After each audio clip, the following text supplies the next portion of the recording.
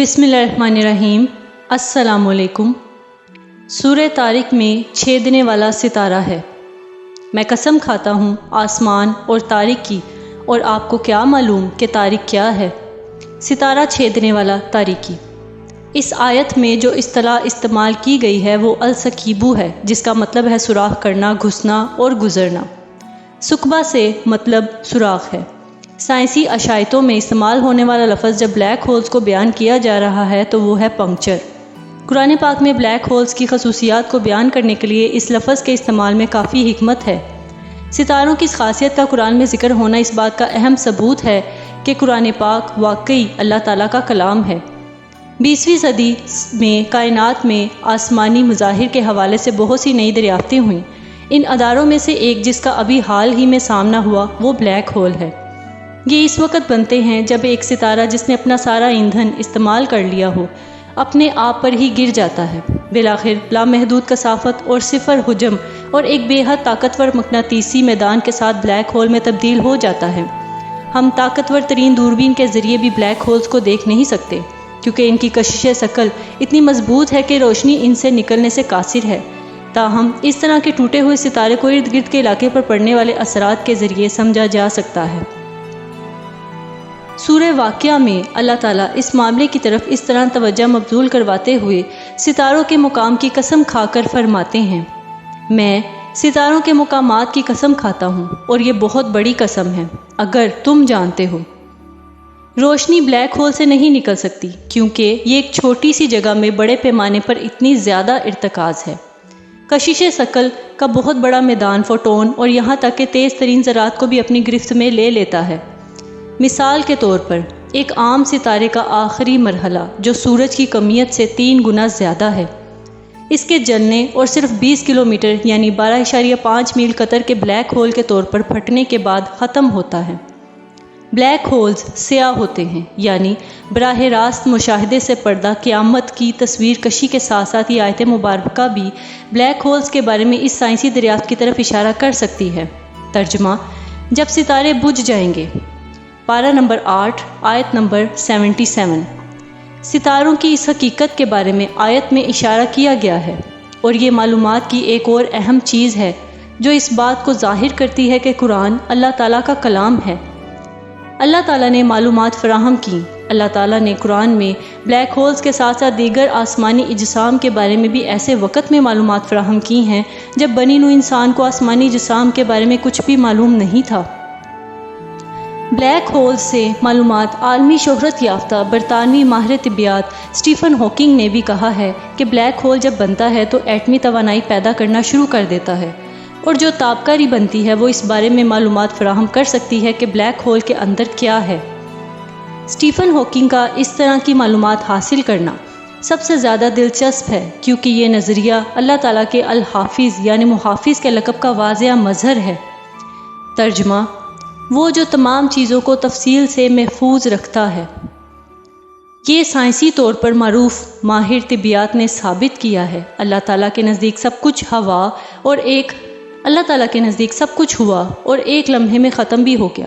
وقت کے آغاز سے سب کچھ اس ایک لمحے میں ہوا ہے۔ اللہ تعالیٰ کے نزدیک اس لمحے سے متعلق تمام معلومات ایک کتاب محفوظ ہیں۔ یہ مرکزی کتاب، یا جیسا کہ قرآن پاک اسے کتاب کی ماں کہتا ہے، ہر چیز کے بارے میں ہر طرح کی معلومات رکھتا ہے۔ یقیناً آسمان اور زمین میں کوئی ایسی چیز پوشیدہ نہیں ہے جو کسی واضح کتاب میں نہ ہو۔ کتاب اپنی جگہ رکھ دی جائے گی اور تم ظالموں کو دیکھو گے کہ اس میں جو کچھ ہے اس سے ڈرتے ہیں۔ وہ کہیں گے کہ ہمارے لیے یہ کون سی کتاب ہے جو کسی چھوٹے یا بڑے عمل کو لکھے بغیر نہیں گزرتی۔ وہ وہاں سب کچھ پائیں گے جو انہوں نے کیا، اور تمہارا رب کسی پر ظلم نہیں کرے گا۔ قرآن پاک آیت نمبر 49 پارہ نمبر 18۔ اللہ تعالیٰ نے ہر چیز کو پیدا کیا ہے، جاندار ہو یا غیر جاندار، جو کائنات کی ابتدا سے موجود ہے اور تمام واقعات جو رونما ہوئے ہیں، چنانچہ اللہ تعالیٰ ان سب سے باخبر ہے۔ اسے ایک اور انداز میں بیان کرنے کے لیے وہ سب اللہ تعالیٰ کی یاد میں موجود ہیں۔ اس لحاظ سے مادر کتاب اللہ تعالیٰ کی صفت الحافظ کا مظہر ہے۔ معجزاتی خصوصیات میں سے ایک قرآن ثابت کرتا ہے کہ یہ اس کا کلام ہے۔ اللہ تعالیٰ کی یہ آیات سیاہ کی طرف اشارہ کرتی ہیں، یعنی یہ بہت زیادہ امکان ہے کہ قرآن کے اور بھی بہت سے معجزات ہوں گے، آنے والے سالوں میں ابھریں گے۔ اللہ تعالیٰ اکیلا ہی ہر چیز کی حقیقت جانتا ہے، جیسا کہ اللہ تعالیٰ قادر مطلق کا کلام قرآن پر مشتمل ہے۔ اللہ تعالیٰ کے کلام کے طور پر قرآن میں بہت سی ایسی معلومات ہیں جو لوگ سمجھ ہی نہیں پاتے، یا جن کو سمجھنے کے لیے وہ ابھی تک علم سے محروم ہیں۔ یہ معلومات تکنیکی اور سائنسی ترقیوں کے ذریعے سامنے آتی ہیں جو ہمارے رب کے انتخاب کے وقت اور سطح پر ہوتی ہیں۔ اس طرح قرآن پاک کی معجزانہ نوعیت کی تصدیق ہوتی ہے۔ ہم ایک حیران کن حقیقت پر آتے ہیں کیونکہ اللہ تعالیٰ کی یاد لامحدود ہے، اس لیے اس میں کوئی چیز موجود نہیں ہے۔ دوسرے لفظوں میں اللہ تعالیٰ کی بنائی ہوئی کوئی جاندار ختم نہیں ہوتی، کوئی پھول مرجھا نہیں جاتا، کوئی پینے کا کام ختم نہیں ہوتا، کوئی مدت ختم نہیں ہوتی اور کوئی کھانا نہیں کھاتا۔ ہر لمحہ اللہ تعالیٰ تخلیق کرتا ہے اور ہر چیز کی ہر صحیح تفصیل اور ہدایت میں ابدیت میں پیدا ہوتی ہے، اور یہ ابدیت تک مقدر ہے۔ اس وضاحت کو مندرجہ ذیل طریقے سے پیش کیا جا سکتا ہے۔ ابدیت کسی وجود یا واقعے کے لیے اس کے تخلیق ہونے کے وقت سے شروع ہو چکی ہے۔ مثال کے طور پر جب ایک پھول پیدا ہوتا ہے، حقیقت میں اس کی قسمت میں غائب نہیں ہوتا ہے کہ یہ وجود کسی کے حواس کا حصہ نہیں بننا چھوڑ دیتا اور کسی کی یادداشت سے مٹ جاتا ہے۔ اس کا اصل مطلب یہ نہیں ہے کہ یہ غائب ہو گیا یا مر گیا ہے۔ اللہ تعالیٰ کے نزدیک اس کی حالت وہی ہے جو اصل میں اہمیت رکھتی ہے۔ اس ہستی کی تمام حالتیں، خواہ وہ اس کی تخلیق ہو، اس کی زندگی یا موت کے تمام لمحات، اللہ تعالیٰ کی یاد میں موجود ہیں۔ جو کچھ بھی پیدا کیا گیا ہے اس پر اللہ تعالیٰ ابدیت عطا کرتا ہے۔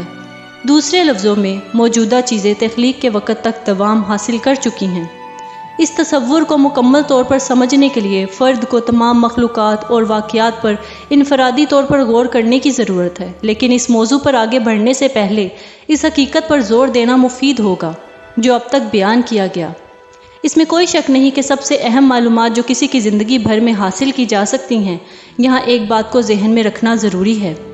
اللہ تعالیٰ قرآن پاک میں ہماری توجہ اس حقیقت کی طرف مبذول کرواتے ہیں کہ صرف وہ لوگ جو سچے دل سے اللہ تعالیٰ کی طرف رجوع کرتے ہیں، دوسرے لفظوں میں صرف وہی لوگ جو واقعی ہمارے رب کی رہنمائی چاہتے ہیں اور اس کی لامحدود طاقت اور اس کی عظمت کی تعریف کرنے کی کوشش کرتے ہیں۔ ان وضاحتوں پر غور کریں اور ان حقائق کو سمجھیں۔ سبحان اللہ، بہت شکریہ۔